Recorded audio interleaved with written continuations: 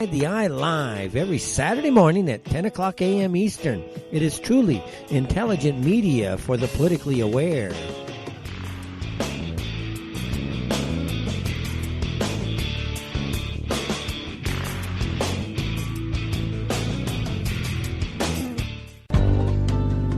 Who owns you? If you're not in control, then someone else is. Join me, Ivy West, for Voices on the Wind.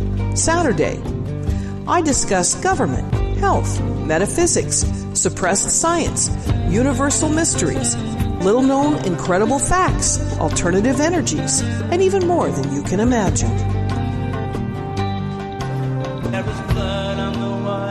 Won't you join us on Revolution Radio Saturdays for Voices on the Wind with me, Ivy West. There are lives in the balance. The fire, children at the cannons. Because if your head's in the sand, your tail is a target.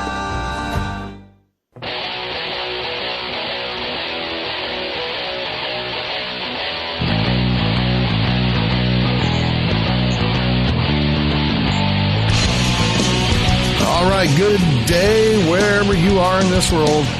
I hope you're having a great day here listening to Revolution Radio. Everybody asks for this. Revolution Radio. Where the information never sleeps.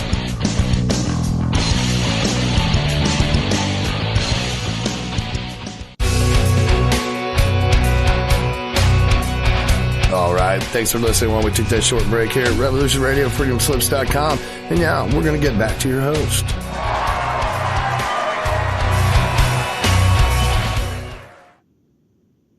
Good evening, everybody. This is Tim Kaiser live with Revolution Radio's new show, Revising Reality. Be sure to donate to the station as much as you can because, we got to keep it up on the air. And I know there's donations are few and far between in the holiday season. And as for Revising Reality, we actually have some very interesting merchandise for sale for the show itself. So there's that. I'm joined by my lovely co-host, Carol Pine. She is my friend and my girlfriend.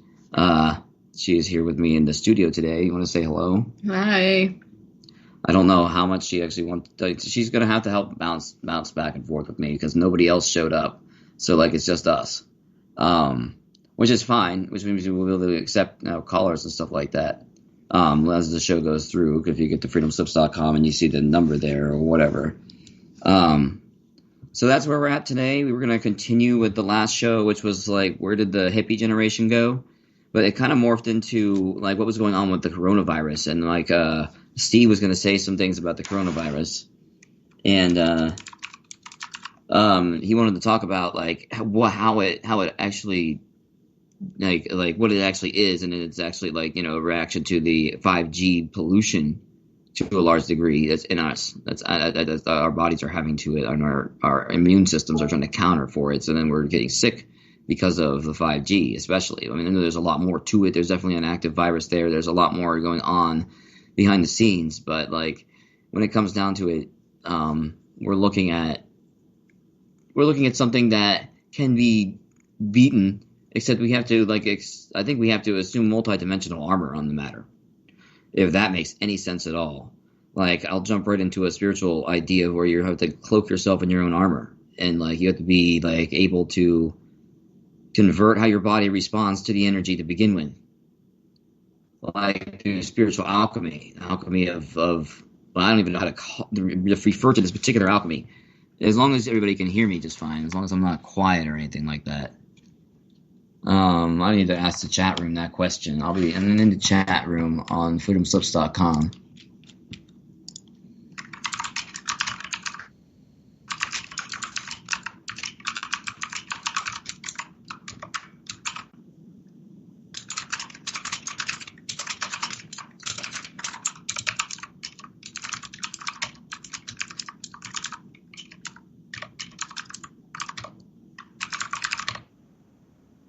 All right, the chat room confirms that I'm hearable. That's great because I wanted to make sure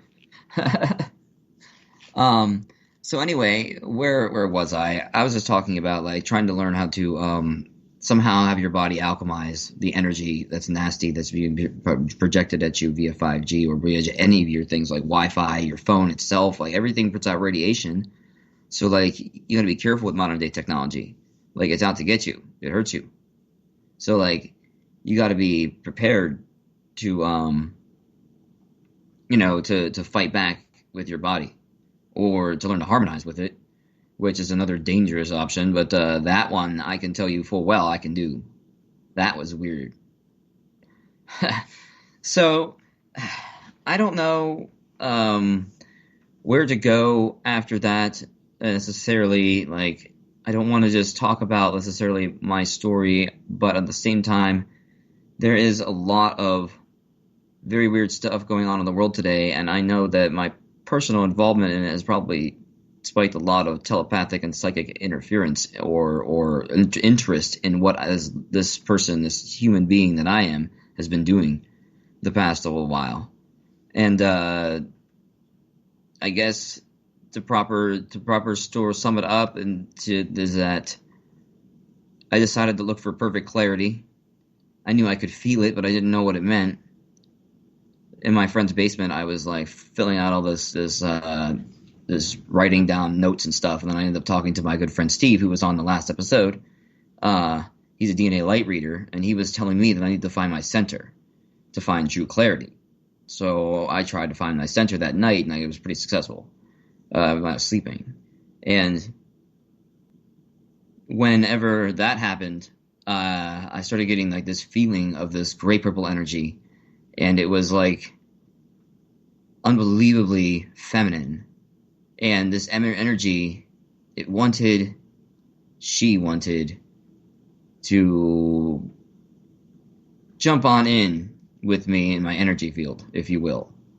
When I was meditating on my sleep that night, that's what happened. So like I found my center and that happened. So then the next couple of days, I was driving down the road, and this great purple light, like I had a vision, and it was just real. And because my heart skipped a beat, the great purple light like jumped down around my heart, and I was suddenly filled with this inner purple light that I'd never assumed that this could be real. And I'm driving down the freaking road.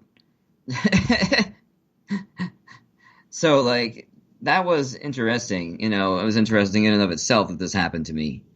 So that protective energy led me up to do a crazy thing on LSD, or Lucy, as it may be called. I don't know if I have to speak in code about it, but I might as well just speak it out there right there, because that's what ties it into the first show's topic, was that I kind of became one of those, Lucy children with this thing that I did.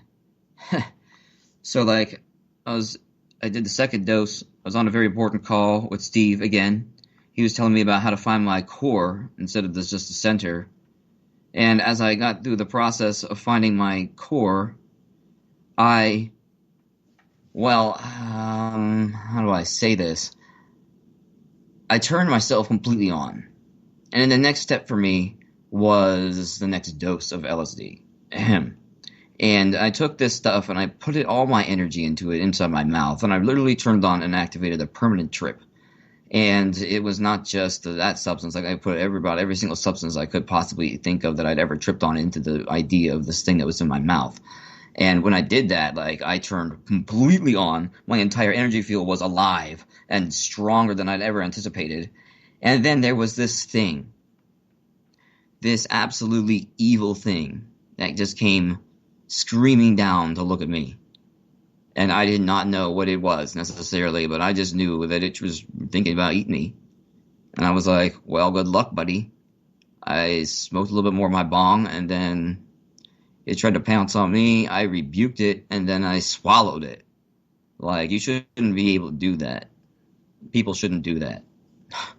Not unless you know the full ramifications of what you're doing. Because it tried to kill me from the inside out for the next couple of days, at least. So, like, when you're, like, dealing with evil spirits and stuff, you gotta be really careful with what you look at. Because it might be looking back. You gotta be stealthy. You don't want to, like, necessarily do the thing that I did. So, that is that. that really brings back to the present day, because then I've been karmically cleaning house, I guess. Like, that's what my goal, my job was. Like, spiritually. Like, I was spiritually contracted to clean out a major karma, although I don't think I was majorly karmic. I don't think I was supposed to do the big one, but I did. It was scary. Because, like, all of a sudden I knew I wasn't stealthy anymore. I knew it saw me. And I had no choice, sink or swim. I didn't think it was going to leave me alone otherwise, so I was like, fuck it. If I'm going to stare death in the face, I might as well eat it. So I did. So, like, after surviving that, I ended up in the mental ward. Somebody promised me a tattoo gun, and they gave it to me after I got out. Like, I met a lot of cool people. Some of them I still have yet to call. Some of them I've yet to hear from. Like, I got punched in the face when I was in the mental ward. I mean, it was a crazy shit show, crap show. Sorry, Revolution Radio, can't swear.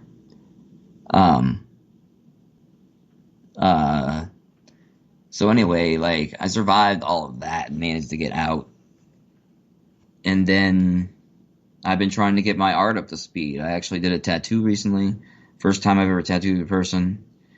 So that's awesome. I'm sure he's listening, so just wanted to give him a shout out. So, let's see here.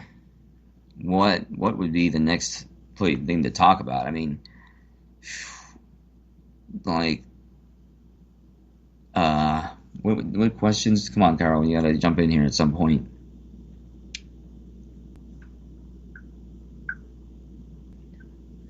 Just say something, jeez. Everybody's anticipating. Oh, jeez. Wow, you have a good story, though. Like, I've learned a lot from you in a short amount of time.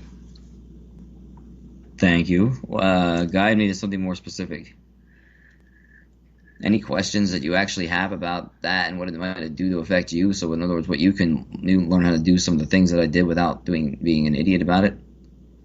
Because I can, like, teach people and guide people to places that they need to be in their lives, but, like, I just gotta know what not to give, because I gotta make you work for a little bit. Like, so you gotta guide yourself there with the questions you want to ask. So kind of like monkeying your way around it, so to say. Yeah, like, I can't Make just it seem like it's your idea instead of exactly the person you're asking. Yeah, because people tend to, like, read themselves around me. Like, spiritually read themselves around me. Like, the way they talk, it's like the stuff I need to know about what made them who they are, so that they can discuss it amongst themselves to know who they are. So that they're trying to find their one atom that's floating around in the sea of other atoms that needs to be the one in charge. So that's the kind of defining your core, I suppose, but I won't give you any more hints on it. Like, nobody really asked that question. Right. I mean, finding your center is all about finding balance and centering your energy field upon yourself. But that's a good way to start there. But you got to stay there. It's not easy to stay there because your emotions pull you off course. Emotions get in the way of everything. Yeah. So, what's next? Well, emotions get in the way of everything, so how could you combat that whenever you're working towards your next goal? Well, I mean, I've been trying to battle my emotional chaos in the middle of, like, working at McDonald's. It's like training. It sucks to work McDonald's, but, like, you don't get much money for it. And, it just sucks, but, like, you can use that as emotional training. Because you're going to get mad at the situation over and over again until you learn not to be mad at the situation anymore. So then you start to do other creative things about the situation. And then you learn to, like, precognitively jump in the path of things that are about to happen and, like, catch things out of midair that they're flying away. Like, oh my, like, things that you can start to learn how to do, the magic tricks that you can do it for other people. And they're like, how is that even possible? How did this guy catch that right as it launched? Like that kind of stuff. And it happens, people watch it. It's kind of fun. But, like, emotionally, like, it's draining. Like, I personally am an extremely huge empath, so I don't even know half the time whose emotions I'm feeling, if it's mine or somebody else's.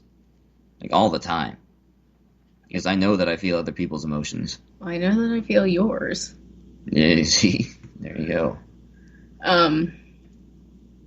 Do you think you're put in a certain place for a certain reason? Like, do you feel that you're in the place that you're at right now for a specific reason? I think my whole life was leading me up to this series of events. Just I didn't think it was going to happen so quickly or so ridiculously. Like, I was a literal crazy show for a while there, man. Like, my life was falling apart and I was dying, and I had to literally try to cling to some kind of form of life, so it's been me smoking cigarettes and green, like, and Mary Jane, like that was what I was smoking just to try to stay alive at the time, and like people thought I was addicted. Oh no, no addiction in this one, because I have already seen through my addiction personally, but like I had to stay alive, and that's what kept me alive through the chaos energy I'd eaten. You don't want to do that.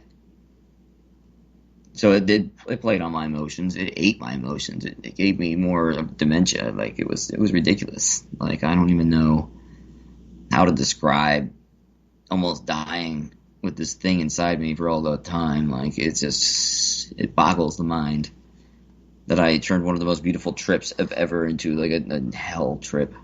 It was bad. Like I was literally being tortured on the inside, and I did not want to be. But emotions, I mean, they're powerful. I've had more anger than most people, I think. Maybe not, but man, I have a lot. I don't think I still have a lot, though, anymore. I think it's gone out of me for the most part. No, you're not very angry. At least I don't see that side of you. Yeah, I'm doing much better lately because, like, I got talked to about anger in the mental ward, and, like, it was good timing. But, man, that changed my mental game on it, because I was like, I can get around this now. Helped a lot. So do you think every event leading up to was meant to happen then? Including like I think we have to, like, then you have to kind of a question, you had to jump into almost another topic entirely, and it's like fate. That's like destiny. That's like, what in the world are those? And like, what kind of tracks do you make as a human being? Like, at different times for different purposes. Are you like really playing for spirit? Or are you playing for like monetary gain? What is your real goal? And like, I was guided by spirit the whole way. Different spirits too. And so like, when it comes down to it, like you're really looking at infinite possibilities for any given second, any given moment, and that also goes to the deer that are riding on the side of the road or something like that. You gotta look. Died from. Yeah, but I was watching their actions. I was watching what they wanted to do. I was watching what the deer might have picked. It's like I don't even know how to visualize this, but what I'm trying to visualize is if you take your hands apart in the center, as if you were swimming, and then you pull them apart, the spread across that way. Like, either way, like, gives you a whole spectrum of choices, each individual choice. So if you wanted that happens in front of the deer, and then you just watch them choose a certain path. And then you know what the deer's going to do before the deer ever does, and you're preloaded with that, so then you just let your body handle it. Like, that's how athletes work. That's how they just don't know they're doing the deep, they don't do it at this deep level, probably. Like, I'm learning how to do it at this deep level. It's going to be ridiculous what I can do in a few years. Like, I don't even know. I don't have any limiting beliefs anymore about how powerful a human being can become. Like, your beliefs are what limit you. So, like, I personally see myself as practically unlimited. But, like, that takes a lot of bravery. And, like, you got to break your belief system. I see the signs all around me that point me in the right direction all the time. So then you just try to learn what that brings you to, like, what's fate or what's destiny. Are you on the right path? So then, like, if you're on the right path for something okay or something big or something good, like, it might be difficult, but like, you're looking for the signs. You're looking for the omens that say you're actually on the right track to a degree, and they try to point you in the right direction of the right thing at the right second. So like, you have to read the omens as the omens come. At least that's what I see it. That's how I call it. That's how I describe the process that I've been doing in order to bring me to my ultimate, like, point in life, which was to become a major artist, that kind of a thing. Like, and I won a radio show, so here I am. Like, you know what I mean? Like, this thing is, like, my faith has been proven in reality, telling me that my faith has been well set. You know what I mean? Like every time something happens, like I went to the radio show and I got out of the mental ward. Well, radio show, here it came. This is my second episode already. and I wasn't even late this time. So like, things get moving, things get better along the way, and like, so I guess I got off track, is sort of, because what we're really looking at is you're looking at all the possibilities in every given moment of like what that could bring to you, and what is the highest gain, and what are those long-term goals, and like the short-term goals you need to get done right that second. So like you have to try to prioritize this sort of thing, and as you do that, like you actually get yourself somewhat together. Like you get your life together, your spiritual life together, your physical life together. You know what I mean? You have to wait for a certain amount of time for everything to catch up to where you have gotten. Like right now, I'm in sort of a loop without much money, because like I haven't even gotten to where I really want to be yet. But I feel like in my heart of hearts, I've already done it. So I'm waiting, like because I can see the future to a degree. I could feel the future. Right. I can feel it very much so, and that changes things, because I try to make myself not be able to know as much, because it'd be a lot less fun if I didn't. You know what I mean? Like it was a lot more fun if I did. A lot less fun if I did, because I wouldn't want to know everything that's coming. I just need to know like certain things. Right. Like that's just where I'm at. Like I said, I need to know certain things. So, you all probably have some kind of a destiny of some sort. Everybody does, but you can also master your own fate and perhaps change a different course at times. And new courses might open up to you, or your fate might be also already amazing, and you just haven't gotten there yet. Because that's kind of what your higher spirits have planned for you, if you can possibly get where you're going. Like, it's difficult. Like, I had to, how much karmic cleanup I took off right off the bat, like, I hurt myself doing it. And I wouldn't suggest doing that. I would not suggest martyring yourself for anyone. Like, if in case you're wondering about actually doing this yourself, like, think it through. Like, you have to become a rainbow warrior, I think. But you have to be able to process chaos energy. And that's difficult. You do not want to experience the pain and torture I went through, so, like, I learned how to become invulnerable to that. I don't think anybody else could do it. Good luck. I mean, the Karmic Cleanup I went through, like, I almost died for it, and then that I would not suggest doing that sort of a thing, like, straight up. But no matter how spiritual you are, like, perhaps, you should get a hold of me, Timo Sabani, on Skype, or my websites, or there's Facebook. Like, I have a thing for this show. Like, you can get at me through Webbubble. There's a lot of different ways you could, like, discuss this. But, like, I would definitely plot your goals a lot more consciously than I did. I winged it and went with the entire thing that I needed to do at the moment. Every single second was the most necessity thing. That's why I'm so hard to get at telepathically, psychically, is because I have so many, like, incoming calls at any given time. Like, whoever's got my focus for that minute, like, I try to give them their time's worth, because I know there's a lot of people reaching out to me psychically even now who want to talk to me. And, like, I don't know how to, like, I don't trust psychic messages very well. Like, I don't really like to trust them. I think very much so we should be speaking in physicality. Because that at least means there's proof that we actually spoke. And we said, hey, like, you're crazy, like, or, hey, like, you did a good job so far, or something like that. Because, like, part of the time, I don't know which one I am. So, that there's that. That was a lot to take in. What do you think guides you to where you make your decision throughout the day? Well, I think there's a lot of guides. There's a lot of guides that want to guide me, but the biggest ones are my higher selves. I say selves because I think there's more than one spirit that has gone into me as to be symbiotic with me, and I will also not suggest doing that either. I'm very specially prepared for this. Personally, it was like I'm one of the only people that can do this, as far as like that's concerned. So like, be careful about that too, because you don't know who you let in. Well, you do. You feel them, but you got to be careful about that. Like when I'm talking about the purple energy, there's more than one purple energy, I think. Or is there only one? Definitely more than one, I think. No. There isn't more than one. There's only the one.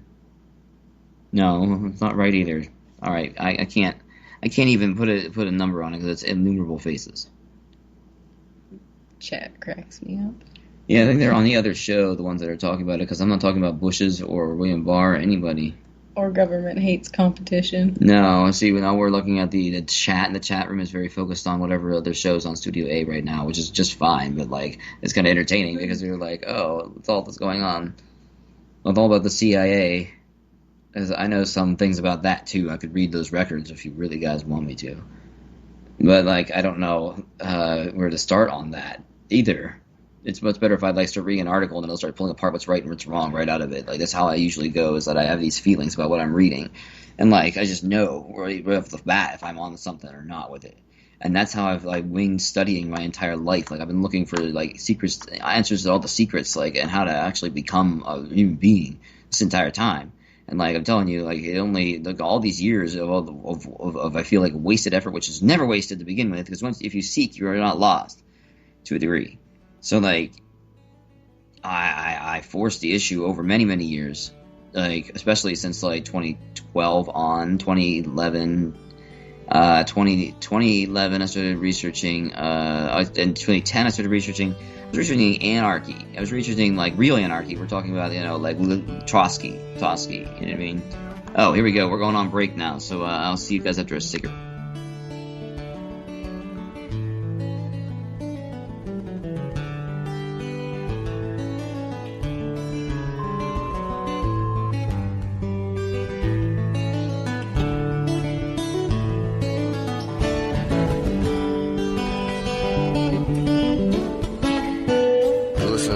Radio at freedomslips.com, and we'll be right back after this message.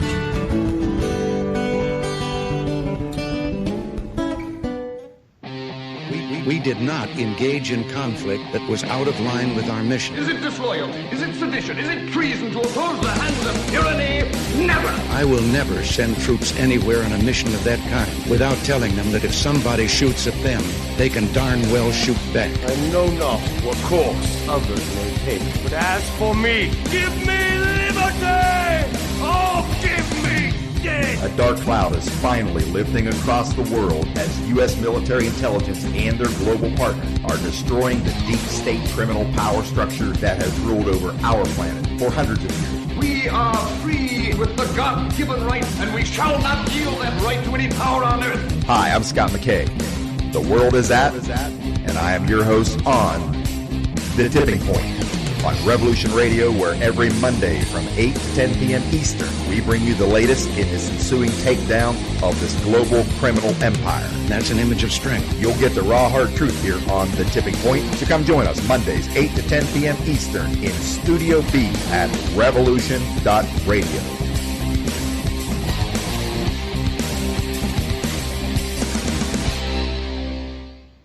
Be evasive. But that doesn't mean that they're telling the truth as opposed to fiction.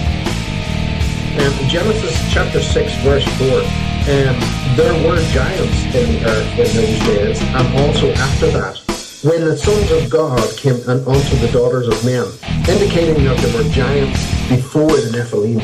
And sons of God, plural. They weren't talking about Jesus coming down. No, that's right. Yeah. Uh-huh. I'm Steve Crawford, host of Factor Theory Live. Join me every Sunday night from 10 p.m. till midnight Eastern Standard Time on Revolution Radio at freedomslips.com. Check it out.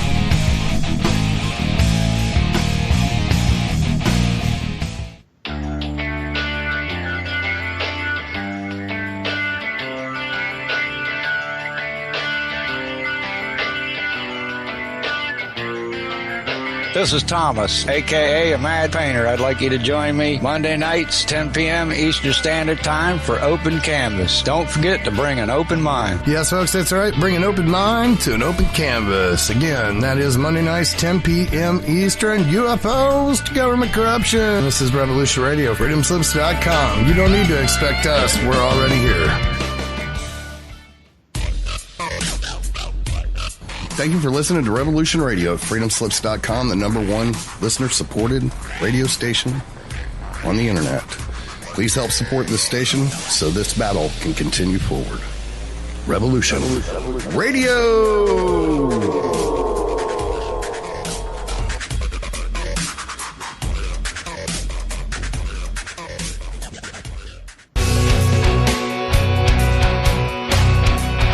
All right, thanks for listening while we take that short break here at Revolution Radio, freedomslips.com. And now we're going to get back to your host.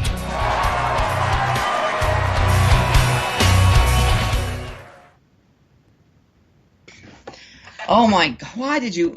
All right, I'm back now. You didn't say anything? Okay, listen, you cannot panic. You're supposed to be the co-host at the moment. Sorry. I don't... All right, we are back now live in the studio with Panic Ensues. Somebody didn't say anything, and I was late because I needed to get a freaking couple of puffs and a cigarette, and then we could quit. I didn't think I'd be that late. So anyway, I'm back on, Mitchell. I'm back on. I see you. Sorry. I definitely was late. I apologize. Anyway, next time...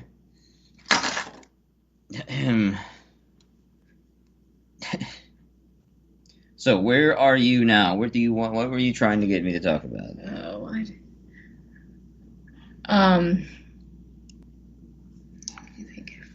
You can't let dead air happen next time. I know. No offense. No. You can't let dead air happen again. That's bad. That means people don't listen anymore. They're looking for the broadcaster or something. Panic ensued. Yes, well, doesn't mean can't. What were you going to talk about? Fetch. You could have done an advertisement for your friend. Why didn't I think of that? Why? He's a cute little guy. He probably tried to tell you. He might have. He really likes sesame seeds. He might steal your socks, too. You never know. Maybe he'll take the holy ones. Okay.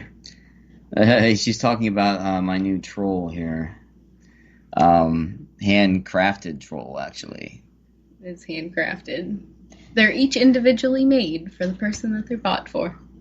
So, like, this guy is personally made for me. He's got a paintbrush, which I'm a big artist, so that's really awesome. So, where were we? Where did we want to start talking again? Oh,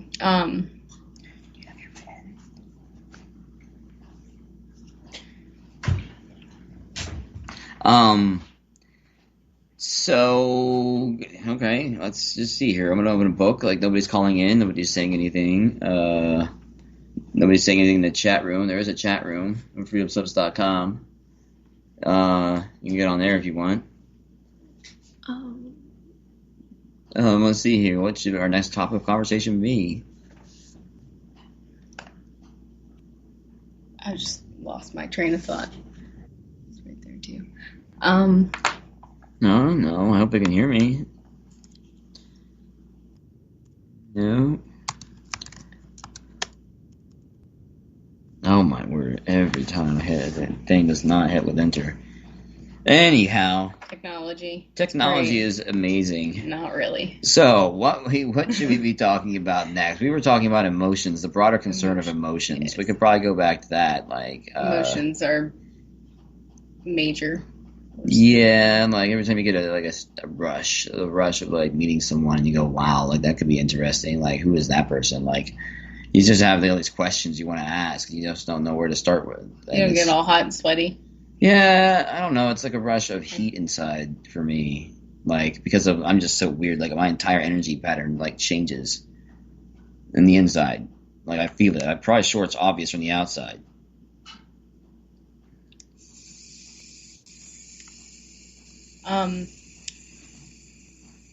I mean, I can tell whenever you're feeling some sort of way, but yeah, I feel like it's like, you ever see those things, the cuttlefish in the ocean, they can change all those colors and stuff. Like, that's what I feel like. My energy pattern does like this cuttlefish thing. That's like my trying to like say hello in different ways, like however it is. Like, I don't know, because like I'm not even consciously aware of this is happening until just now. Right. I had a feeling, but I didn't really know.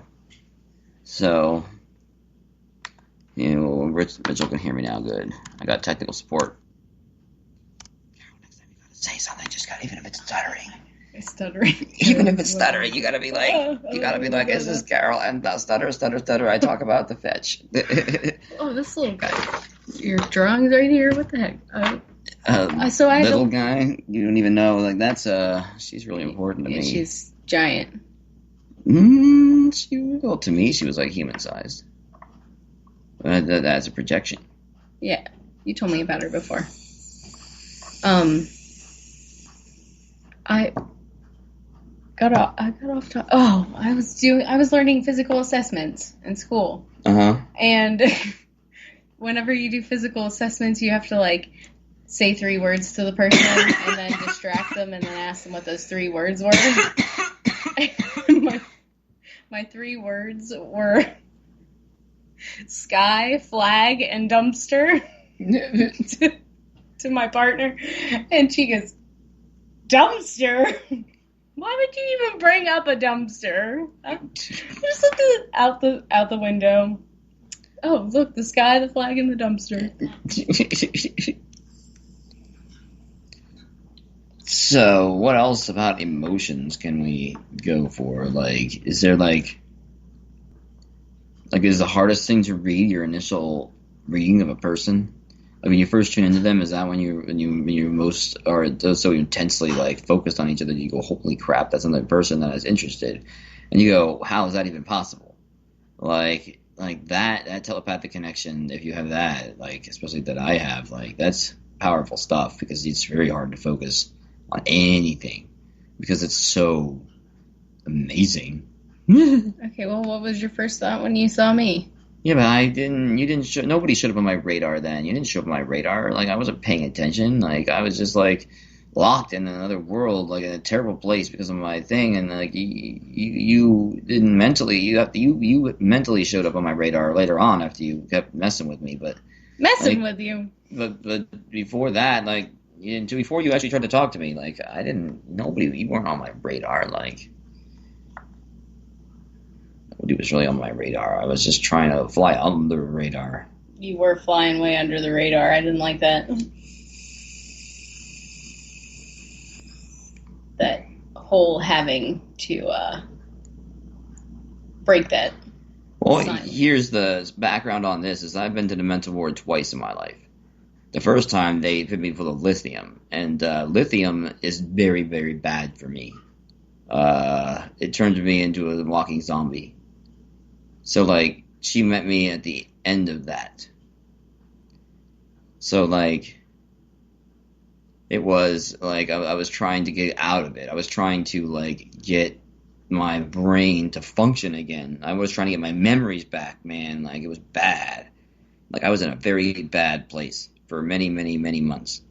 And it took me quite a while to get over that. I was just watching Netflix or Hulu or something and absorbing other people's stories, like trying to learn like from those. I was trying to look for the archetypes. I was trying to see what I could possibly do to help myself. And eventually I started looking for clarity in the whole story that I said before. Like, there's a back loop. And then you're left back at this juncture. But like I was in the mental ward once before, and I met some good people in that time. But I also did not fully actualize at that point. It took me till before the next go round to fully actualize myself, and realized that I didn't need it. But after I nearly tried to get destroyed from the inside out, kind of thing, that like I did need the mental ward after that. But I mean, it proved to me that when I got in there, because all the people that were in there needed somebody like me, or I needed somebody like them. And it was just like that. It was like I made true friends out there. Like, it was really good. Like, I will always cherish that. Like especially the fact that, the one guy offered to give me a tattoo gun, and he did. And it's even got dragon on it. Everything new that I've gotten has a dragon on it. I have a dragon energy about me. Like, that's in case you're wondering, my spirit guide. She, I think, is a dragon. She is a very powerful dragon energy. Or is that not even true? She has unlimited phases, so who is she? She doesn't really want to tell me. Sometimes I know who she is, and sometimes I don't. So you gotta be careful who you let into your heart. But that's fine. I did.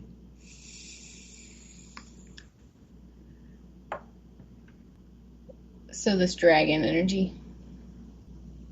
What do you feel? It's more like draconian energy, I think. Is it intense? Extremely intense. Like, I feel like the power coming into me. How would you describe that? How would I describe it? Like, that's a great question. How on earth do you describe a massive spirit lowering itself into you, around you? It's like she's packing herself away into my spiritual body. Is that correct? All the time? Not all the time. But the most recent time, the big time, was when I was at work last time. So, like,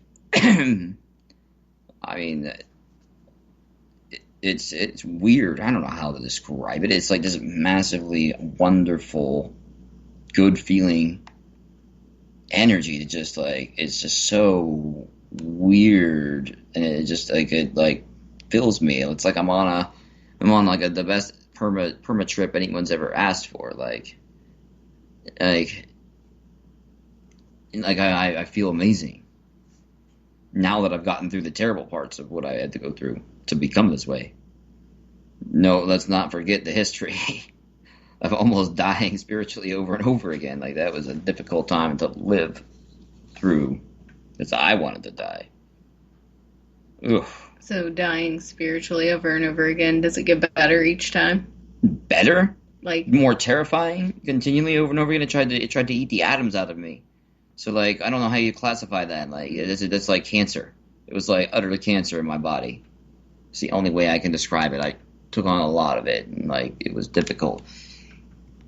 We had a cancer in us, in all of reality, and like, I took on a cancer node, I guess, is a better way to describe this. Is that a better way to describe that? Do you think you have cancer inside of you all the time? Because there's theories out there that say that your body has cancer cells in them. Yeah, but your body, the cancer cells are your cells. The cancer cells cancer cells are just your cells when they start going out of control. Exactly. So, like, it's in there. Isn't that right? Yeah. So I wouldn't say it's in there. I would say your cancer, it's a reaction to all the radiation and poisoning and stuff in our food and air and water supply. It's all poison. It's all the mercury poisoning that's going to go out in the air because Trump signed a thing that says they are allowed to pump mercury poisoning into the air again. Like there's just too much going on. Like, our bodies are being assaulted in all these different places. Like, so, like, we're developing cancer, sure, but like, but not everybody's got it, and not everybody's gonna get it, and you can learn to fight it. You have to learn how to turn yourself on, spiritually, physically. Like, you have to learn to turn yourself on, not necessarily in the same way I did, but like the bottom one. but you gotta dedicate yourself to the spiritual cause. Like the spirit is being enshrined over matter. Like, that makes me sense, because that's the opposite of blasphemy. I think is like a good way to put that. Like, it's hard to describe. Like, I can do a lot of things in love, like in love as in galactic love, as in love that, has no boundaries and is impeccable, and is the word is unconditional. It doesn't matter like what kind of love it is. It's just love. That's what I have. Like, for everybody, basically. Because, so, like, phileo love. Yeah, sure, you could say that. That's funny. What is it? The other one, agape? Agape, yes. I think that's the one I was looking for. That's what you're looking for. Agape love. That's where I personally am at, like, with everybody, regardless of anything else. And so, like, it gets very difficult at times to do that, to be that, because I've taken on so much Karmic Cleanup contracts that I just can't get rid of just yet, because it's still like a trillion-year process. We're talking about like trillions of years later, we might be able to scrub this thing clean, even with my efforts. I think, to a degree. Either that, or I've already accelerated the process like beyond that scope already, and I didn't quite realize it. But at the moment, it's still trillions of years worth of cleanup here in this place. So, like, Sounds like a long time, but like I feel like so much has passed between the last couple of days for me. And I feel like I've been through 20 years worth of stuff in like just a couple weeks. You had a rough couple days, that's for sure. Not just a couple. I mean, we're talking about ever since a couple months ago, ever since I did the whole thing where I was working on, my friend's garage, and he'd, like, let me do research in his garage, and, like, or not his garage, his basement. Anyway, like, ever since then. And it's been months. Like 3 months now or something. Something like that. Yeah. So, like, I've had all this crazy stuff happening since then. I don't know how to The last 3 days have been rough for you, though. Well, yeah, it's been ridiculous. Like, everything is, like, there's so many people tugging on my attention range. I'm just, like, trying to figure out how to even get to anybody at the moment, because I have so little money. I have so little money right now that I don't know what I'm doing. Like, I don't have any money to put into advertising at the moment. I just, like, this isn't like a pity play or something like that. It's more like free advertising, because I have really good merchandise for sale. Like, on Revising Reality's Redbubble account. So if you go to redbubble.com, then you can Google me, Revising Reality, or, the show, Revising Reality. And it'll come up with all my designs, and there's quite a few of them right now. There's at least 6 designs now. There's one for this new one for the show that we're just doing today. Like, if you want to, chip a donation in or find some really cool stuff. Because I'll tell you what. Pretty awesome. She thinks it's awesome. I think it's awesome. There's A-line dress shirts. There's mini skirts. There's this is just a sampling of what these is. There's all these regular T-shirts. There's all these like regular. There's hoodies. There's masks if you want to like show your defiance and wearing a really awesome mask. Especially because of mask your face. Why not? There's phone cases. Like I've got like comforters. This is just entertaining and shameless self-plugging. But I was hoping maybe somebody would actually like this quality merchandise, because there's a lot. Like there's a clock too. The clock for the new logo is pretty sick. Yeah, the new logo actually came out really well. I'll have to post that.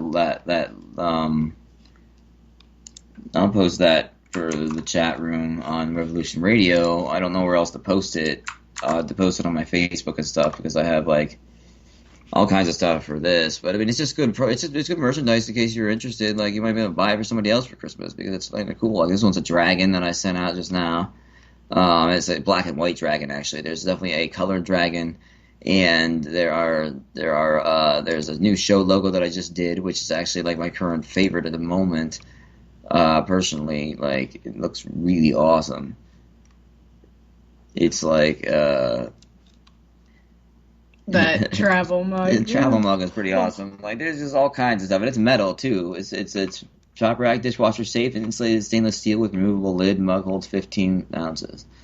So it's like a really awesome. Actually, it says freedomslips.com, Studio B, Revolution Radio, Revising Reality. Or it doesn't say Revolution Radio. It just says freedomslips.com. But every Sunday it says 6 to 8 p.m. So like it doesn't really mention any names, but it just like puts us. It's just a really cool thing. So it advertises both like my show and the radio station. So like I hope they appreciate that, because I like want to help them out too. But what else? I actually have a striking Dragon Gadsden flag one. Like it looks pretty awesome. But no, I don't want to waste time with that anymore. What would be next as a topic of conversation? Because I think we've kind of exhausted emotions. Yeah. Emotions, perhaps. What led you to become a creator? Oh.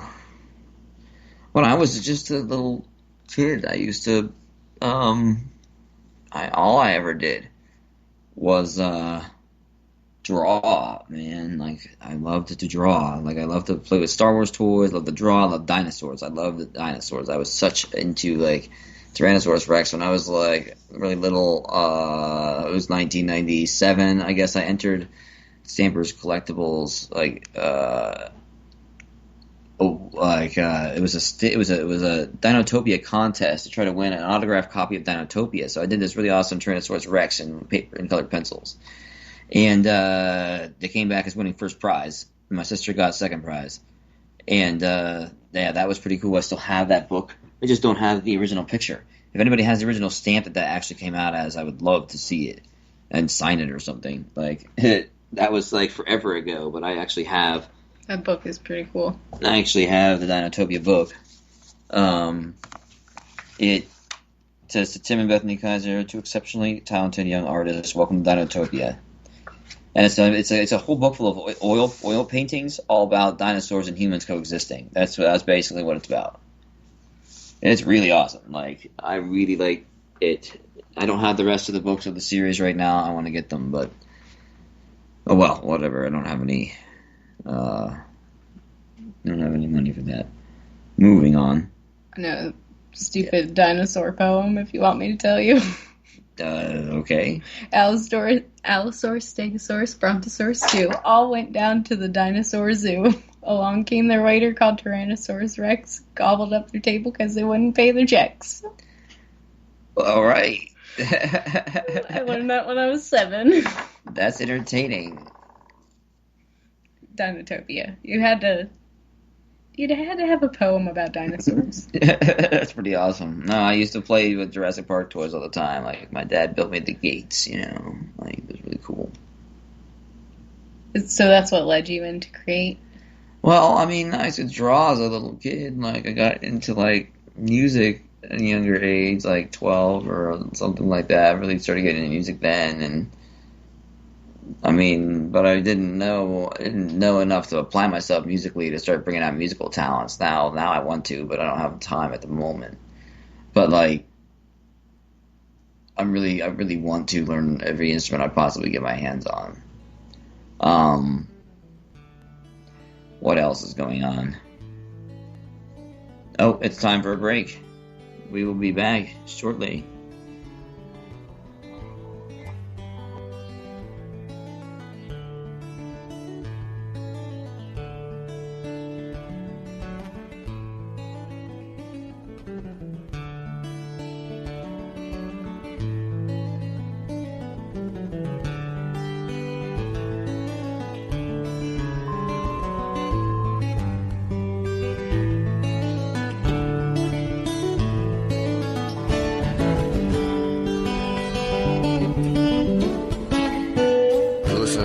Radio at freedomslips.com, and we'll be right back after this message.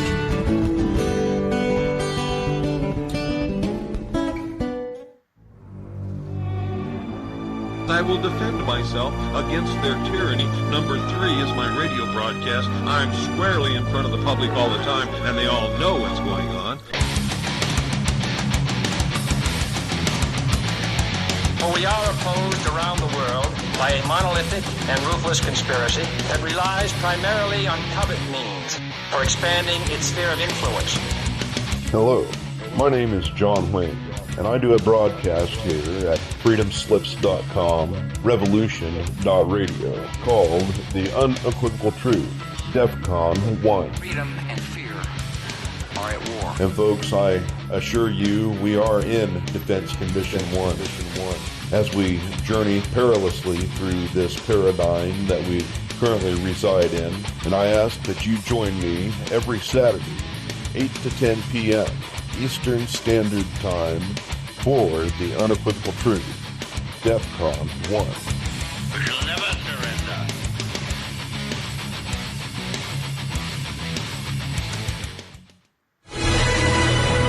I want to thank everybody for listening to Revolution Radio at freedomslips.com, the one place where information never sleeps. Revolution Radio. All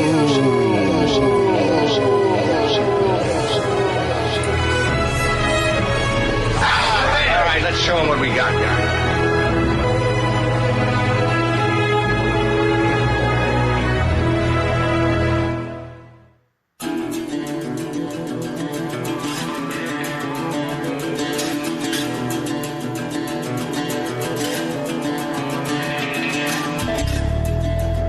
travels to Earth through the rainbow crystal bubbles from the furthest reaches of space and time, across the dimensions, through the elements, and in harmony with the colors of the universe. Through her mastery of abstract stream of consciousness malapropisms, she weaves a web of comic, satiric, cosmic conversation. Her subjects can range from Norman, the goose next door, to astrology and earth changes, and into the deep recesses of the soul matrix. She holds a wealth of knowledge on herbs, plants, and astrology. Join Mona and her guests on Adventures of a Feral Hippie as she touches the earthly radio waves 5 days a week at 2 p.m. Monday to Friday on Studio B at Revolution Radio.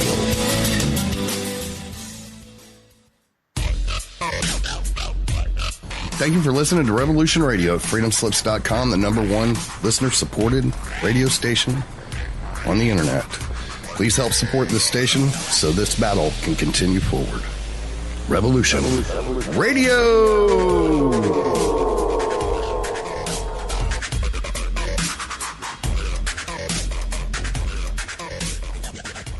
The opinions expressed on this radio station, its programs, and its website by the hosts, guests, and call-in listeners or chatters are solely the opinions of the original source who expressed them. They do not necessarily represent the opinions of Revolution Radio and FreedomSlips.com, its staff, or affiliates. You're listening to Revolution Radio, FreedomSlips.com, 100% listener-supported radio, and now we return you to your host.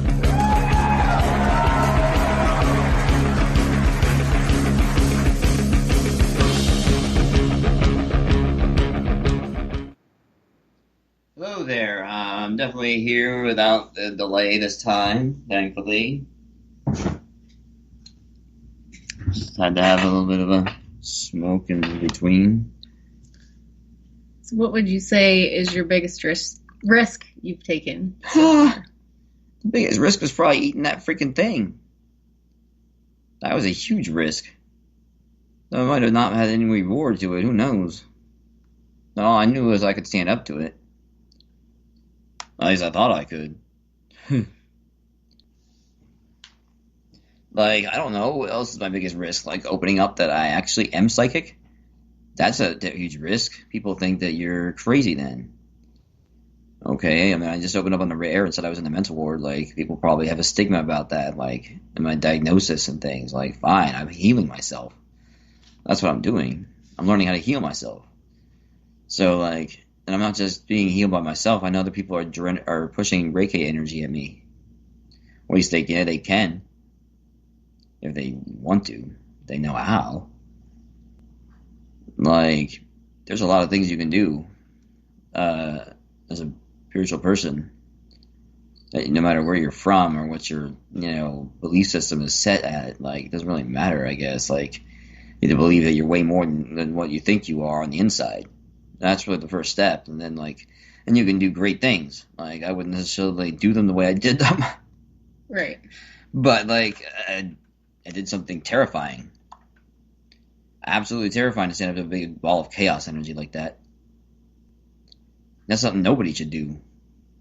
Or just those trained in the arts. I wasn't trained. I just knew I could. So you just learned everything through trial and error? Well, spontaneous reaction to the stimuli to a degree, because there's just so much coming at me at any different point. I'm trying to, like, co-create a destiny while I'm walking around doing random normal things and trying to pay attention to all this other stuff, like, at once. So it becomes difficult, like, to really just be what I am at this point in time. I took on a lot of responsibility. I had to step up to this plate. Because this thing had back doors and everywhere. So, like, I had to unhack things. Man, like, multidimensionally speaking. Don't ever try that. Very dangerous. I've been making certain things unhackable, I suppose. Because of what we need to be done. So, with each step, does it get harder or easier? It just becomes a different sort of challenge, I suppose. So instead of stepping, like, right, sometimes you have to step left. sometimes you got to step both directions at once too, in full faith that you can actually charge of polarity becoming a huge thing. Like, you don't want to get caught in the charge of polarity. You want to be on the side of truth, because you could say there's your side, their side, and the truth, and no matter where you're looking at. Like, you're trying to, like, the best mental gymnastics I can teach you is probably cognitive dissonance. The idea is that you want to hold two opposite, opposing ideas in your mind at the same time. One of them, if you were going from the rule of politics, would be the right wing. The other one would be the left wing. Let's talk about two separate ideas. If you can hold both of them in the same mind at the same time, you can cross-reference them and say which one is better or worse. And then you can look at them and see that they're the same side, two sides of the same coin, or two wings of the same bird. So therefore, we even need politics at all. We really don't. We don't need leaders. We are the leaders that we need to be. We just got to step up in a big way. I stepped up in a big way in my own life to become my own personal leader. And, like, I don't know what anybody else needs from other people, but, like, I feel like we all need that in ourselves. Like, we all need to stand up in non-hierarchical order and say, we need to do something about our world. We need to clean up our world. We need to change our world. If it is, like, it's a revolution of love. You know what I'm talking about? I'm not talking about, like, I'm not talking about burning anything, you know what I mean? Like, at all. I'm talking about, like, us literally, like, stepping up in a big way eventually to lead what we need to lead, to do what we need to do on a spiritual level. And then we can do it on a physical level too, but we have to do it gently. Right. And sometimes we will need to apply some force, perhaps. I don't know, but we're talking about, love here. We're not talking about, we can't. We have to go back to the way it was in the 60s and the 70s, and like how it was, because that's who that's where the missing generation, like where did they go? Like, we need to live up to their memory, because like they were able to do so much with so little. Right. Like the true hippies. I know that they're still out there. So you said your truth, their truth, and the truth. So what is truth? Truth is objective, because everything else is just perspectives of the truth. You're looking for the middle perspective. You're looking for a perfect, like, center answer, I guess, or you're looking for just a perfect answer that is just in polarity, and you're looking for the answer along the spectrum. From positive light to positive dark, or negative dark, or whatever, or positive and negative light to negative dark. Like, they cross references whenever they start getting into polarity, because then they can't tell. What in the world? That's not good. No, excuse me. My Pennsylvania lottery thing came on. I was hoping to win something. Anyway, where was I? Truth. What is truth? So I think there's an objective truth to everything, and there's perspective. There's answers in every single perspective too. That's the thing you got to understand. Like, even in charge of polarity, there's still answers.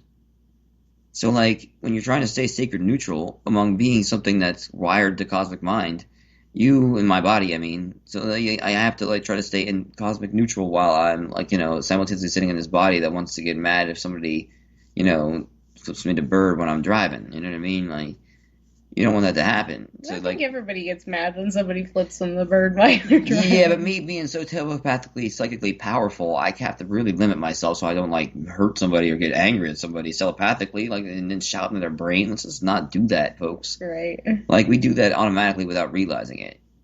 Like, a lot of people do anyway. I know I did. So you got to be, like, in awareness, because you don't want to accidentally be in, like, the butthole. Huh. The butthole of the world. Yeah, right. Like, it's gonna be pretty smelly there. Not supposed I've to smelled swear. some bad things, but pretty sure the butthole of the world would be bad. Well, I feel like there's a total butthole in the middle of the town here, because like the way the way the roads intertwine. Yeah, it is kind of a butthole here. It's like literally like there's like roads going off in every single direction. It's like a wagon wheel type of thing. So yeah, it looks like kind of like a butthole on the map even, and you're just like, oh, this is welcome to Maryville, center of the forest. Like, it's funny to me. It makes me laugh. It makes I like have a very ironic sense of humor about my life. I'm very much an ironic person, because like my life has not gone according to plan up until just recently. And my plan was big. My plan was big. I tried to get help from every freaking direction on whatever I was trying to do, and I was basically fighting a war. Right. Inside and out. Maybe more of a war outside than I was thinking. At times. Yeah. Maybe bigger times than I thought. Because sometimes I go and say that's got to be a figment of my imagination, but it's really not. What exactly would you consider a figment of your imagination? What? Oh, my word. I mean, the one in question that's on my mind right now is fighting an intercosmic war, and with my projection. So, like, I think I did some of that. And so I'm trying to decide how much of that I remember, and how much of it is like, was it a hallucination? No. It definitely was not. So then I was trying to assist my allies in any way I could, shape, or form, even if they weren't my allies. Like, I didn't know who was my true allies. I didn't know which, like, mothership I reported to. I only knew that there was one. So I might be able to get some assistance at some point if I really asked hard enough, and I didn't know how to ask nicely. I was definitely a little bit of a, I'm trying to be nice. I'm so sorry. Like, I feel so bad about that. From the bottom of my heart. Like, I hope they're not offended. Here, Siri. Yeah. My cat is outside the door meowing now. So, you know how I feel about offense. And how you choose to be offended. Well, yeah, but like... Because I think that comes from a feeling. Like, offense comes from a feeling. Yeah, it does. It comes from I feel offended by that, but then it depends on whether or not you want to do anything about it. Is it worth the argument? That's the question. Like, is it worth the multidimensional war? I guess. Was it? Yes, everybody says yes. Not everybody. Some people are in shatters. I'm sorry, I'll send Reiki your way if you need it.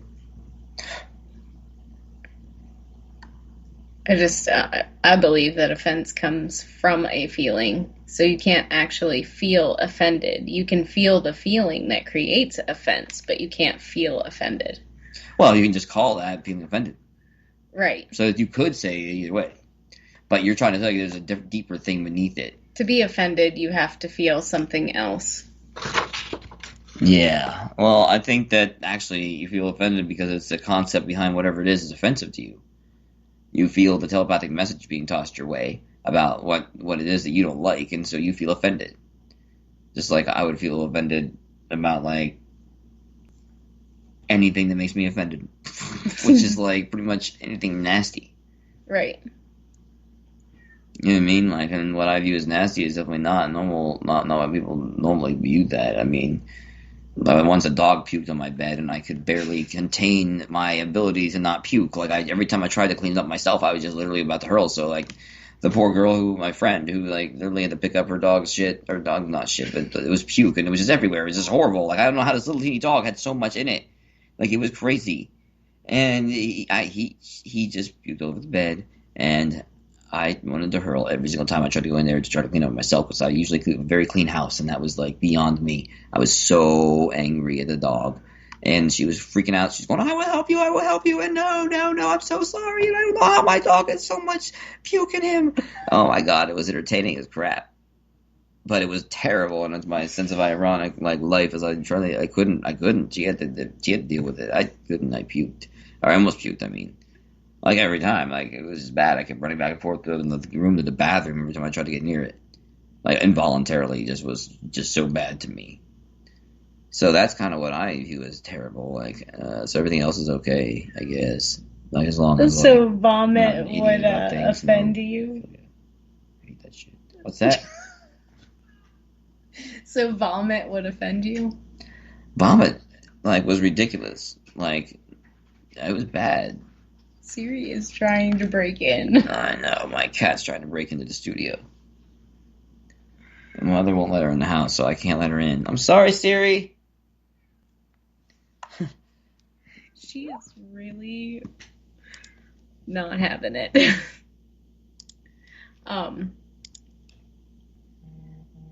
So offense comes from something else. Yeah, well, yeah, the feeling you get from the thing that's being tossed at you, from the idea that you're getting from the person that's talking to you. Right. And sometimes you have to figure out what that is. before you can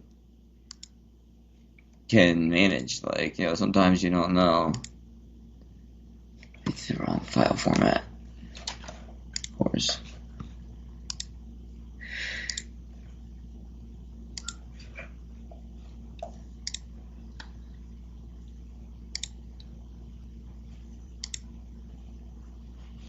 So anyway, next question, I guess.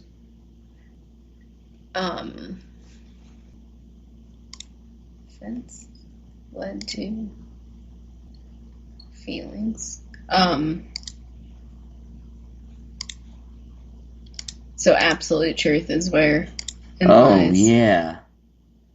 So if we were talking about truth, I mean, truth or dare, like, is really the option there. You can just, like, personally, the thing with me is I get these really weird sensations all up and down my body, based on the truth of whatever statement is being offered to me at the time, whether it's my own thought or something else. So, like, when somebody asks me a question and I feel not only my own reaction to it, but other people's reaction to it as well. So, like, on the left-hand side is where I get answers to the correctness. Basically, I'm backwards, I think. But so, are like, you really backwards because it's closer to your heart? That's the good question. So anyway, on the left-hand side, I feel things that are correct. On the right-hand side, I feel things that are wrong. On the middle side, I feel things that are like middle, like centered, like holy crap, like no, like right on the center balance. So absolute truth. Perhaps, like there's no perspective on it, I guess. Like, because everything, I think that like, left to right is also a perspective. But I feel like if somebody's really right about something, or feels right about something, it's on the left side. If something feels wrong about something, it's on my right.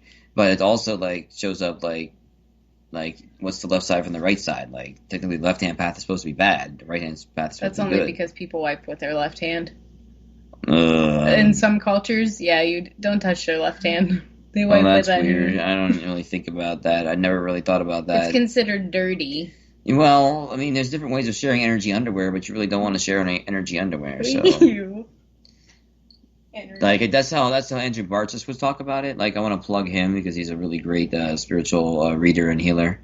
But at any rate, he would say that you don't want to share dirty energy underwear. And personally, I like to I just chew up dirty energy. So like, yeah, it's going nuts. So like I understand, like, he talks about you don't want to share dirty energy underwear, but you want to still talk to other people, and so that involves like some kind of communication. And like they say, 90% of communication is all in the body language, but I think it's all like 90% of it's telepathic. I think you know what I mean. I think your brain is most modern people are way more telepathic or way more psychic than you would imagine or say in a given point. I think we especially now. Especially lately, because I've had people literally tell me that they've been telepathic with their mates, and I'm going, "Wow!" Well, you for heard real. my voice the other day. Yeah, I've heard her voice in my head at times, like every now and again, because I never hear voices. I only get the interpretation of what's being said through my conscious mind, surfacing as words inside my own head of my own voice. Very rarely do I get voices in my head straight up. That just never happens. I don't have those kinds of hallucinations. So when it happens, I know who it is and I know what's going on. Generally, and it disturbs me. I will be honest. It's like disturbed you. Yeah, I know, but I've accidentally disturbed a lot of people by accident recently, and I didn't mean to do that sometimes. But I was trying to get support for a lot of projects I had in motion, and I still have in motion. How would you feel if somebody was hearing what you were thinking in their head? Well, generally, I get excited to telepath the message. For the first time? Well, I mean, I've had my jarring accounts with it, but very rarely do I get yelled at or told to screw off or something like that. When that happens, I memorize that one because I still have memory problems. But there's so much going on, but I'm doing all right with it now. Finally. Listen, sometimes I wish I could forget things. Well, then you're lucky you have all your memory like that, but I guess you're right. Everybody then you wish you would, but I don't like. I always remember the things that hit me the hardest. I mean, I think I went through school of hard knocks my whole life, and I'm just lucky I have a roof over my head right now. I remember, like, the bad things, the good things, all the things in between, those useless things. It's a lot of things to remember. Yeah, but, like... But yet I can't make a complex password. I mean, everybody has different geniuses, I think. Everybody has different ways of expressing their inner genius, and some people just never discover it. Other people just, like, they try really hard and they have to learn or either earn it that lifetime. So, like, you don't know, like, I learned a lot of mental gymnastics, like, trying to become what I became. Like, there's the idea of the Johari window or the logical leap. Like, you have to become logically illogical to a degree, because you have to be able to hold the idea of the belief that it's true and the belief that it's not in your head at the same time, just like cognitive dissonance. That's how I apply this. Right. And then you have to go based on what you feel about the cognitive dissonance, like where on the spectrum did everything lie, and how did that appear in the 360 degrees. Right.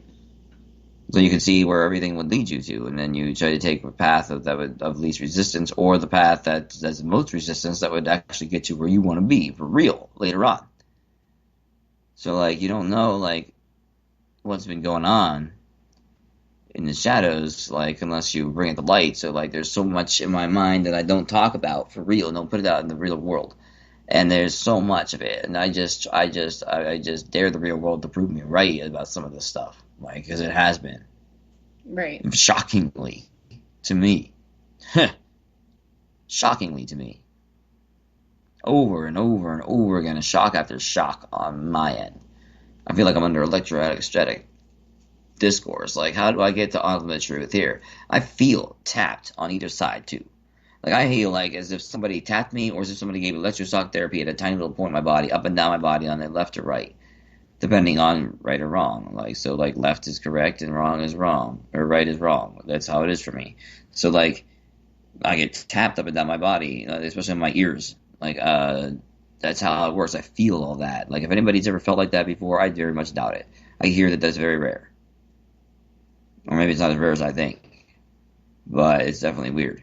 I can feel it up and down my body all the time, if I'm right or wrong, like muscle spasms, like the knee.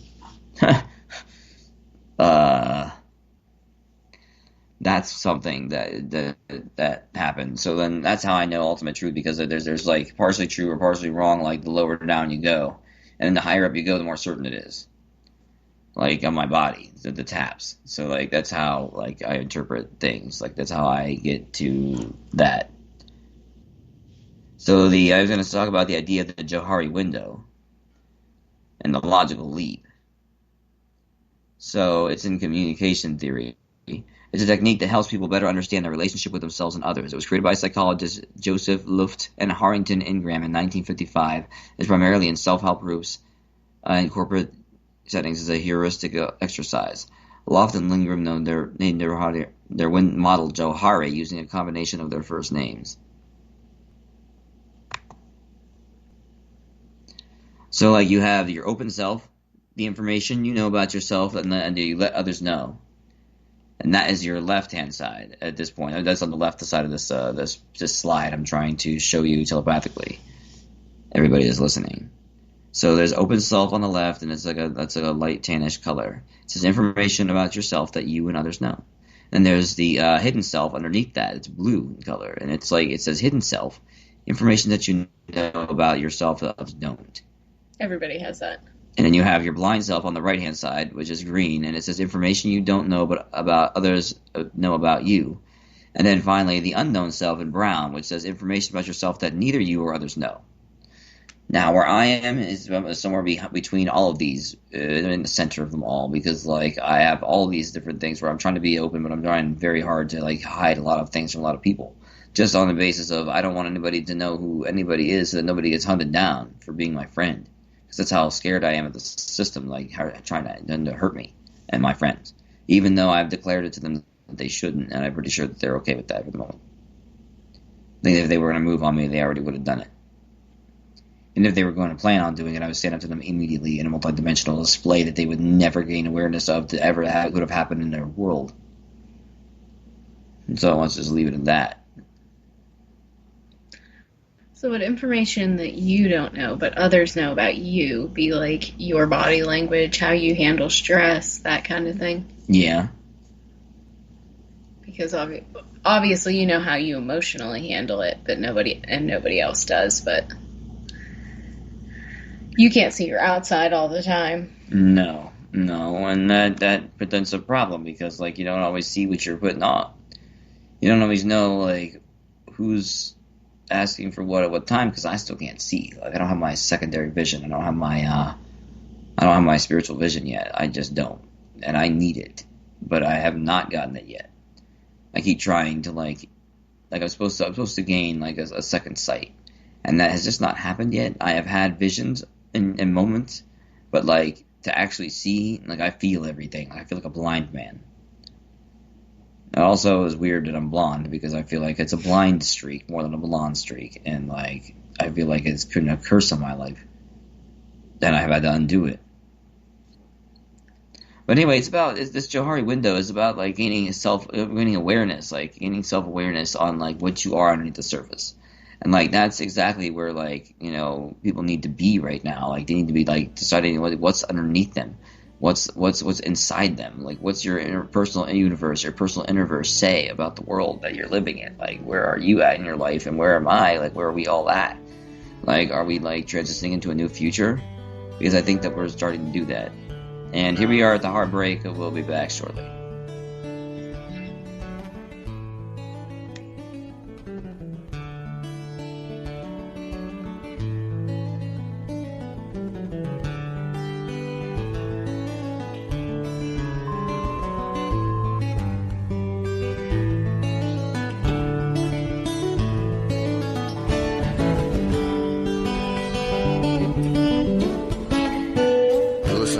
Radio at freedomslips.com, and we'll be right back after this message.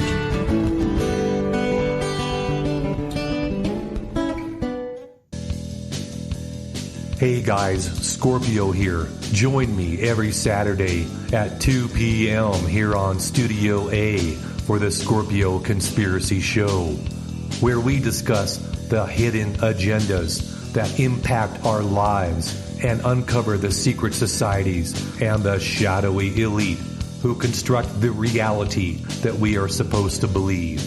So be there Saturdays, 2 p.m. Eastern Time, here on Studio A on Revolution Radio, and learn what's really going down.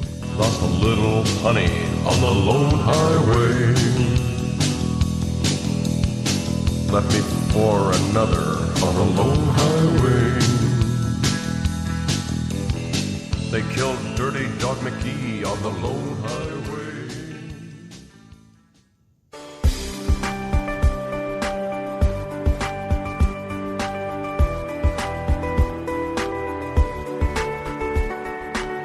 Transcending time and space, let us take you to the place inside your mind where thoughts divide and mysteries unwind. Join us every Monday evening right here on Revolution Radio at freedomslips.com from 8 to 10 p.m. Eastern Time. And you will catch the Fenton Perspective with our great host, Lorian Fenton. Come listen in as she shares her amazing stories from the past to present, along with all of her guest secrets to the future. That's the Fenton Perspective every Monday evening right here from 8 to 10 p.m. Eastern Time, only on Revolution Radio. Oh, and you don't need to expect us. We're already here.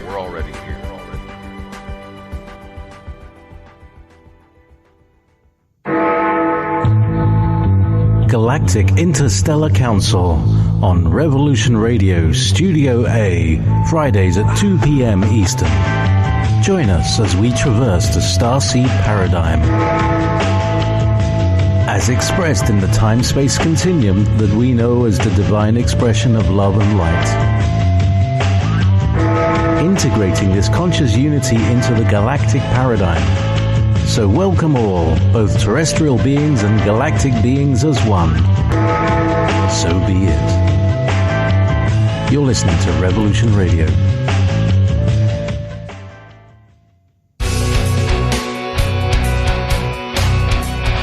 All right, thanks for listening while we take that short break here at Revolution Radio, freedomslips.com. And now we're going to get back to your host.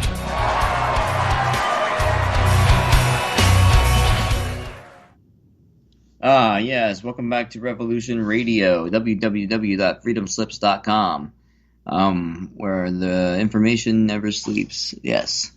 So anyway, if you could direct your donations to there, or perhaps even if you were even more generous, you could drop my Redbubble store a visit and check it out. But anyway, where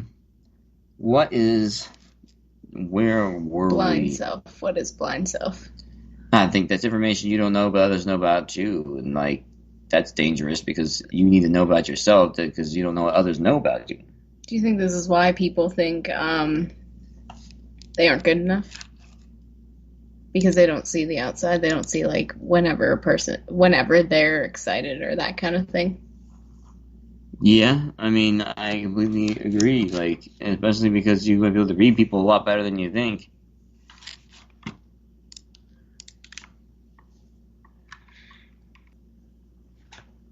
Do you think that's part of like taking in where, like everything around you instead of just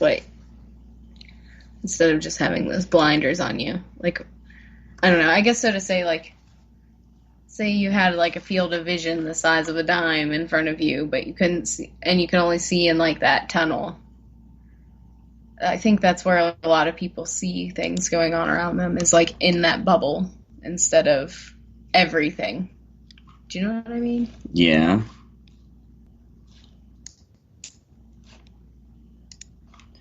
Yeah, I think I know exactly what you mean. So I try very hard not to have any blinders. Like you take in everything instead of just like the surface level things.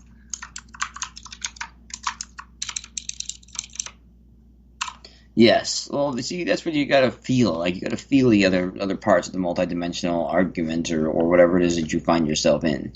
Like, you gotta feel all the parts of it. You can't be swept away by one side or the other, like in polarity. Like, Right. I can't do that.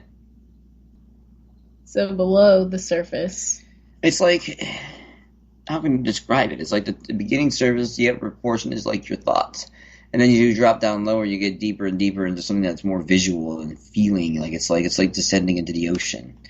And that's how I describe my own mind. That's how I feel. That's how I see. That's how I do everything. Like I can only see like through my imagination. I can't see through anything else besides my real physical eyes, which are regrettably locked.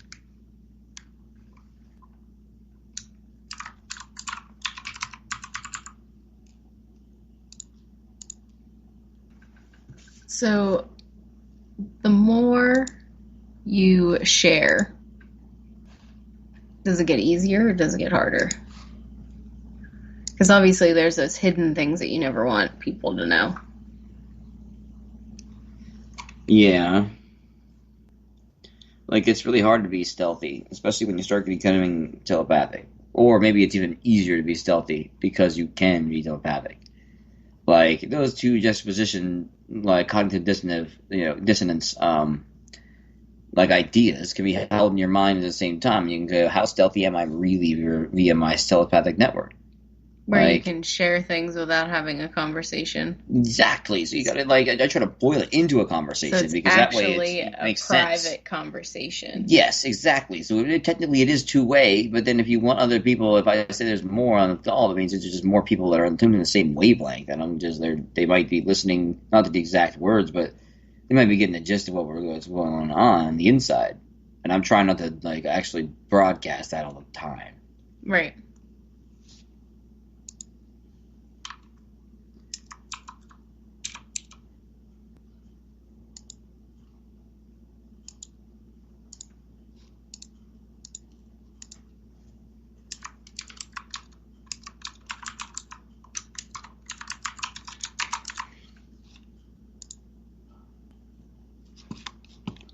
Go.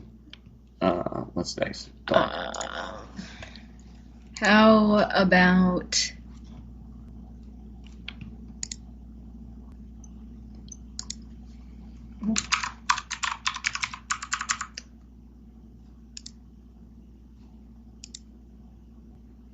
What are some future plans for your art? Like, what do you strive to see? Like, I want to be able to provide really high quality stuff. I really want to get into tattooing really, really big, because I just did my first one recently, and I really, really, really appreciate the human body as a canvas, especially now. I need to get really into that. I'm trying my best. What do you think is going to be the most difficult part? Becoming a professional, I suppose. I mean, a real professional. What do you mean by a real professional? I'll get paid for it enough to make it. I mean, it's your life. Like, you know what I mean? Like, you would do that professionally for a living. Like, that would be amazing.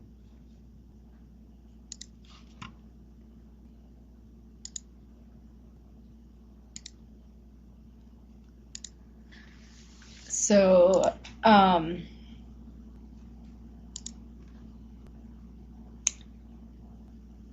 what stemmed the idea for your merch line? Like, why did you just decide what objects to objects? Wow, what artwork to use?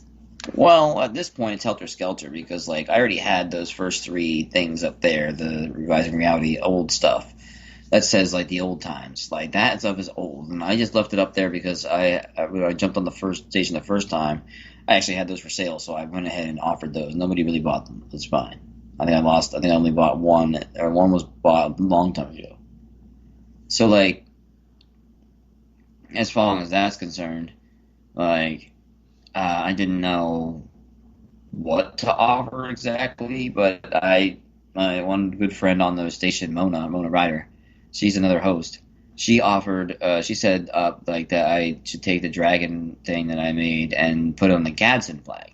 So, like, I put I have a dragon that's emulating the Gadsden flag, like a sky serpent or something. And that is up there for sale on the merch line, and that was one of the first things that I went to do. Then I did a black and white version of it, and I have a new show logo, which is much more complicated than the old show logo, and it looks really good, I think. And I just finished developing that one today. The rest of the time for the show. That was kind of cool. I got to see the beginning works of that and you finishing it. That's awesome, because you got to see the original, like, sketch of it, like, in my sketchbook. I got to see you draw the sketch of it. You see, and then today I finished it with her in the studio. Like, that was fun. It was. If there's ever any doubt that you're an artist, I can tell you that you're a really good one. Oh, well, thanks. I really appreciate that. Like, I always doubt myself, obviously. I think we're all our own worst critics in every aspect of being a critic. And our own worst enemies. Yes, we are.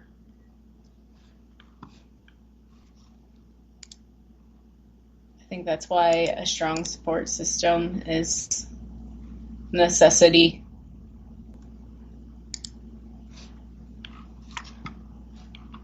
Why did it tell me that all over the place?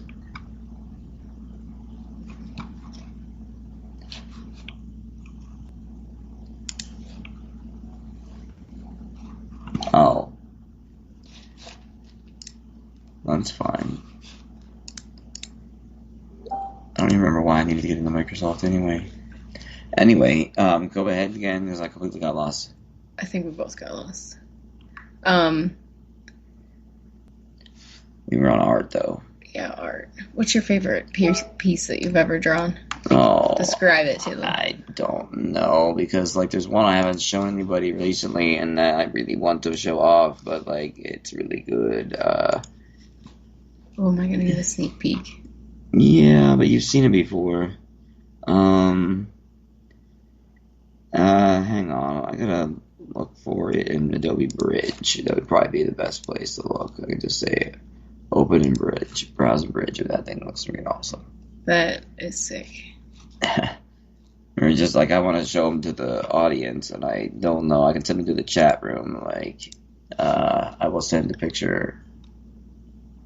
Well, actually, I'm gonna have to like add that up to thing to share it. One step at a time. One step at a time. That oil pastel one that you showed me today is pretty awesome though too. Where the dragons are meeting on the ocean. Yeah, actually, that's on my DeviantArt. That's up on my DeviantArt, I think. Or it's not on my DeviantArt right yet. It's actually, it's in my stash that I can put it up there. I feel like a whole bunch of hearts were started beating all of a sudden. That was weird. What are you doing? She's feeling my pulse. She surprised me. I don't know if you can feel it now. It was like all of a sudden, it was just a huge pulse of energy inside me. Oh, that's not the one I wanted. Although that one is pretty cool. Yeah, but that's not the real one.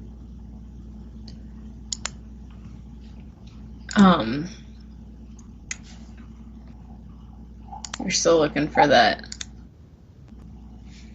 Your favorite piece of art that you've ever created. Yes, I need to show the favorite piece of art that I've ever created. Well, listen, I have so many that I've done that I've started. I don't even know what's my favorite one, but if you go on my DeviantArt account, you can see quite a few things. Like my new coiled serpents up there. If you just want to view the art, not via thing. Hang on. Chat. That's not the chat going off. That's Facebook going off. Social media is both a curse and a blessing. I like how connected it makes us. That's too bad. I'm not trying to call nobody. I was gonna post that I was like on the air, but obviously it didn't matter. Ouch.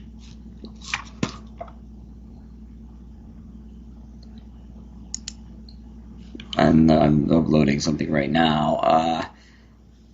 I just posted something in the chat room. So there's a really good DeviantArt thing that I have up there. And on Facebook, I could post something. And I'm looking for this one particular piece. And this particular piece is like actually pretty good. I like it a lot. I think it's pretty much done. Like, I could redo it some more later on, but like right now, as long as it shows up in here. I think what I like most about your art is that you have a focal point in all of it. Why, thank you. That's actually high praise, because I don't even like think about that. It just happens. Like it's just I have to set it up that way. Like that's just how it works. You can always. There we are. There we are in this one. Oh, I have seen that one. Yes, that one. That's the one. That one needs to get pulled up into, whatchamacallit? A little man on the brain. Yeah, the little guy on the brain. Oh, he actually has a full face? Yeah. You can zoom in really my eyesight's not very good, apparently. There we go. I can get rid of it. It doesn't look like Igor, though. No, it doesn't. This is a very different skull. It's more like a vampire skull or something. Right. Look, I'll try to put this one up on ASAP here. Hang on a second.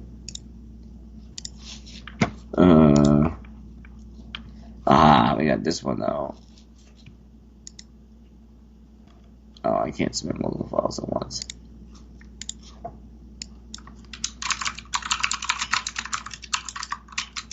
And so what else? You want to describe to them the other piece? Like, I don't know. It's like a picture of this green skull, and it's all green, like as if it's in a dollar bill type of thing, and it looks like it's like a $5 bill almost, and like it looks like that kind of motif, and it has like this vampire skull in it, and then inside the skull's layout is like cut open, and then there's a guy sitting in there with a top hat on, as if it's Abraham Lincoln, so for the $5 bill. And because like it points to the idea that like money itself is necromancy.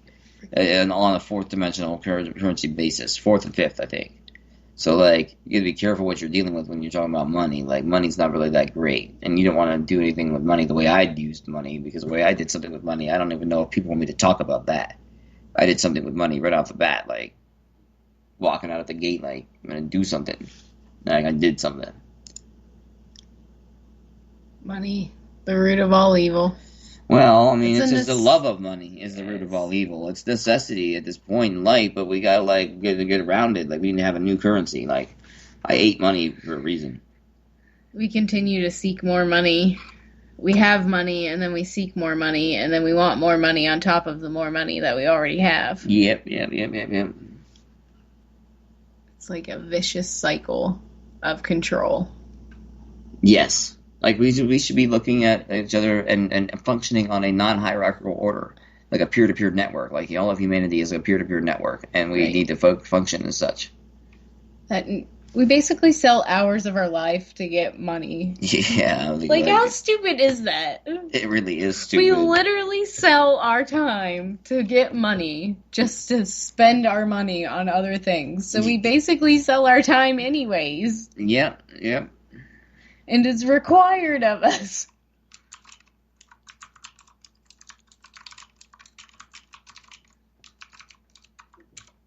You sell your time. One time I figured out... Hang on. So one time I figured out how many hours a week you work. Obviously, you work 40 hours a week, Carol. On average, you work 40 hours a week times 52 weeks. So you... work 2,080 hours at a minimum a year. You have 24 hours in a day. I get paid like $12,000 a year, and that's it, at the most. 8,760. Whenever I was an assistant, I made more than that, but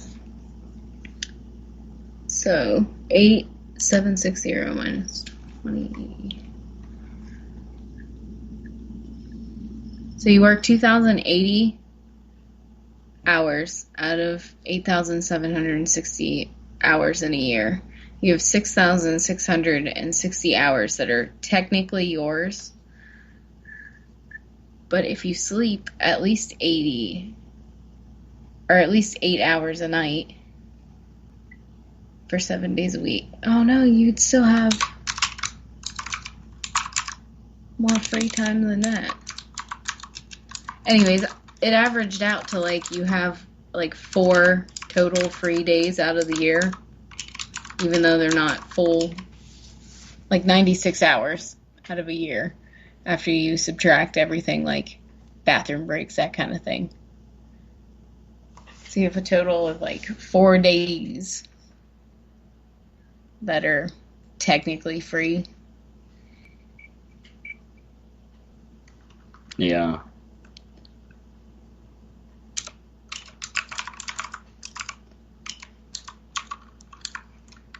What's next?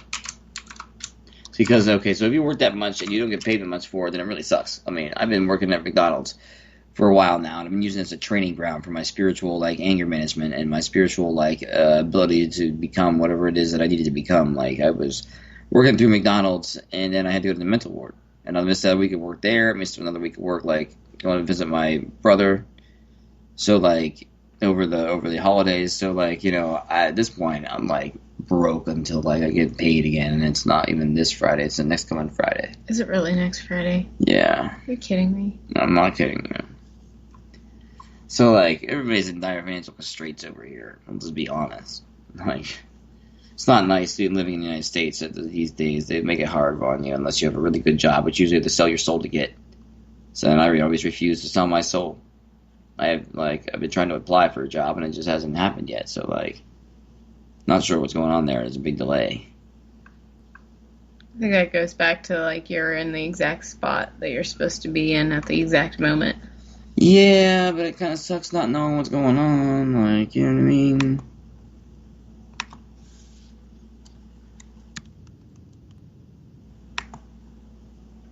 I mean, yeah, it sucks not knowing what's going on, but at the same time, doesn't it's know. more surprising if you don't know what's going on, I suppose. But sometimes you don't want the surprise anymore. You just want to know. Yeah, I'm not fond of surprises very often. Nope. Didn't win, but it was also numbers that I already had picked 17s in there. So it's 11. Those are like... Nope, I didn't win. This is just not time yet. Nope. There's a 13. This was the 13th. There's a 13 everywhere. I'm gonna need a 14 one. I don't know. Maybe that's tomorrow. I don't have any money to gamble anymore.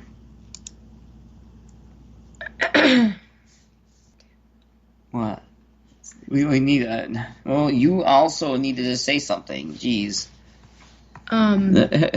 Where were we? Lost in translation. Alright.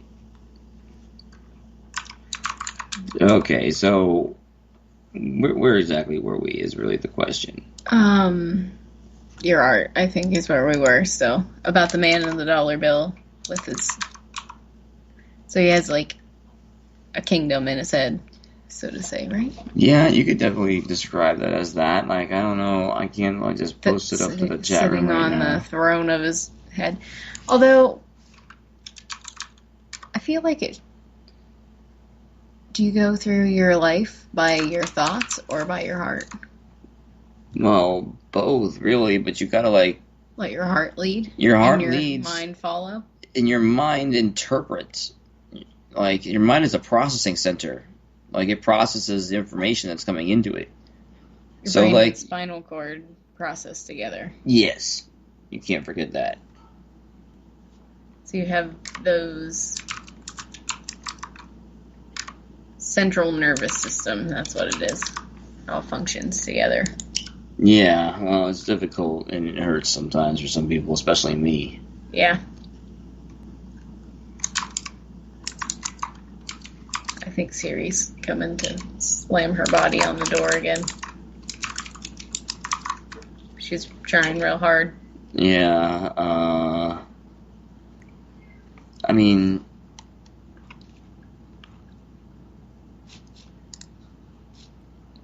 So your heart leads and your mind follows? Or your heart leads and your mind makes up the decision? I think your mind influences the decision, and you want to, like, and now what's influencing your mind? I think that's a better way to put it. Your heart's influencing your mind? Or well, both. Both the mind influences the heart and the mind. And every single energy center you have has a different thing to say about whatever you're going through. Like every single freaking part of your body has something to say about what you're going through. They're all part of you, your own cellular network. So therefore, you have to apply that idea to everything. So like, that's what you are. You're an entire network of atoms inside your body, and that's really what you're made of. And that's what you got to start like unifying. To lack of a better term. So you're unifying all the thoughts and actions that you're doing throughout your day. What? So you're going to unify all the thoughts and actions. No. Your thoughts and actions aren't really unified. You're unifying your inner house is in your atoms. Okay. Like you're always trying to decode what's going on, but you're not unifying your house that way. You're unifying like as an atomic form, as a being that is like literally atomic as you live, like because you're always doing cold fusion to your stomach system. Like what is spiritual alchemy? Like alchemy of eating food. Like that's what Andrew Bartzis talks about. He talks about the alchemy of eating food, of becoming of the food that you create, of what the love you put into it, and care and attention you put into it, and creating the ingredients and like creating the food, like and then you can learn to alchemize the food better in your own body as you eat it. Like, what is alchemy? It's a process. It's an atomic process. It's a mono below the atomic like layer process on its core, and then it goes up into all the different molecules and such, and your cells in your body, and how those are expressed as part of a light body DNA skin suit that you pilot as a human being. Does that make sense? Is that like how deeply into the body do we need to go in order to try to describe the process here? Because like that's where you're going to. That's what you want to know. Like, it's a very intense process, and like your body, like to be consciously aware of what my body's doing in this, it's very interesting.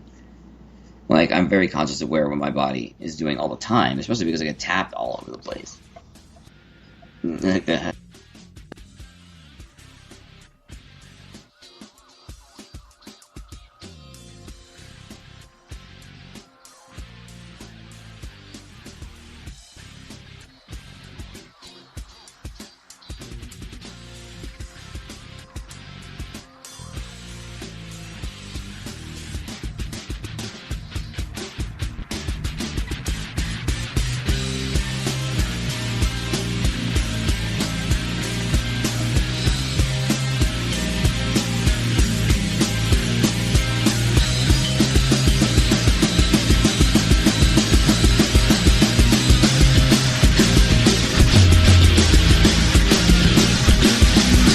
Thank you for listening to Revolution